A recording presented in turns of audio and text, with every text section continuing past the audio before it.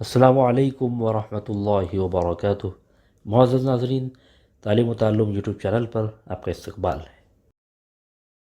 سلسلہ نمبر 196، سوال نمبر 1، غزوہ احد میں مسلمانوں کا ساتھ چھوڑ کر واپس چلے جانے والے منافقین کا سردار کون تھا؟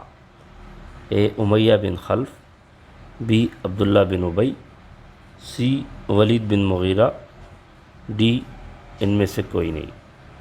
غزوہ احد میں پہلے مسلمانوں کی تعداد 1000 تھی، لیکن راستے میں منافقین کا ایک گروہ سے الگ ہو گیا 300 افراد کا، تو ان کا سردار عبداللہ بن ابی تھا منافقین کا۔ آپشن بی درست جواب۔ سوال نمبر 2، غزوہ احد میں کفار کے لشکر کے پاس کتنا سامان تھا؟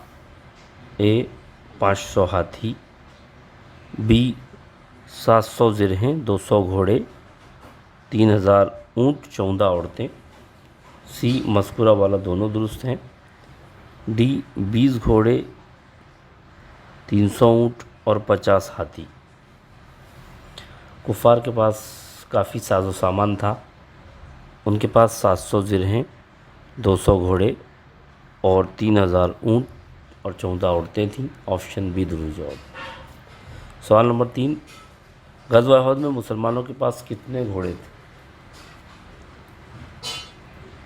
اے 50، بی 60، سی 70، ڈی 80۔ وہیں مسلمانوں کے پاس بہت ہی کم ساز و سامان تھا اور مسلمانوں کے پاس گھوڑوں کی تعداد صرف 50 تھی۔ آپشن اے درست جواب ہے۔ بہت بہت شکریہ۔ السلام علیکم ورحمۃ اللہ وبرکاتہ۔